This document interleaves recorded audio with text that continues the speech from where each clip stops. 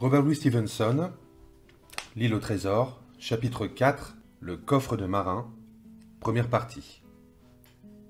Naturellement, je me hâtais de raconter à ma mère tout ce que je savais, comme j'aurais peut-être dû le faire longtemps auparavant. Nous comprîmes tout de suite que nous nous trouvions dans une situation difficile et périlleuse.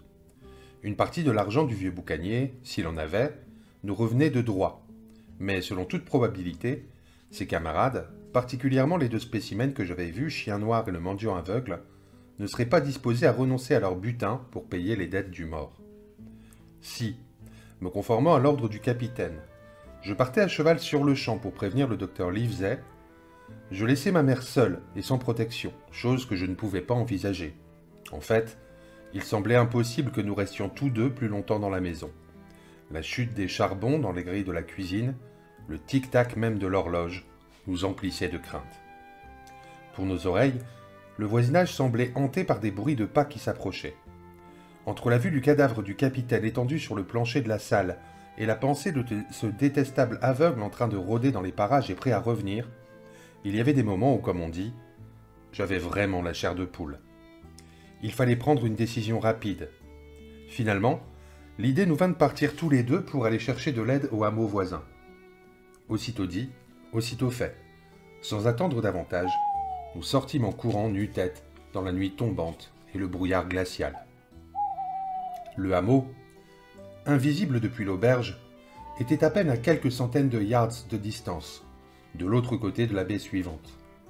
Ce qui me donnait beaucoup de courage, c'est qu'il se trouvait dans la direction opposée à celle d'où était venu l'aveugle et qu'il avait sans doute prise pour s'en retourner. Nous fîmes le chemin en quelques minutes. Pourtant, nous nous arrêtâmes sur la route à plusieurs reprises pour nous prendre par la main et écouter. Mais nous n'entendîmes rien d'anormal. Rien que le chuintement sourd des vagues sur le rivage et le croassement des corneilles dans le bois. Les chandelles étaient déjà allumées quand nous atteignîmes le hameau, et je n'oublierai jamais combien je fus réconforté par la vue des lueurs jaunes qui brillaient aux portes et aux fenêtres. Mais, comme nous ne tardâmes pas à nous en apercevoir, c'était le seul secours que nous pouvions espérer de ce côté-là. On aurait pu croire que des hommes auraient eu honte de se montrer si lâches, et pourtant, il n'y eut pas une âme pour accepter de revenir avec nous à l'amiral Benbow. Plus nous racontions nos ennuis, plus tous les villageois, hommes, femmes et enfants, refusaient de quitter l'abri de leur maison. Le nom du capitaine Flint, que je ne connaissais pas, était familier à quelques-uns d'entre eux et engendrait une véritable terreur. En outre, certains hommes qui avaient travaillé dans les champs au-delà de l'amiral Benbow se rappelaient avoir vu sur la route plusieurs inconnus, et les prenant pour des contrebandiers, s'être enfuis à toutes jambes. L'un d'eux même avait aperçu un petit lougre dans une anse que nous appelions le trou de kit.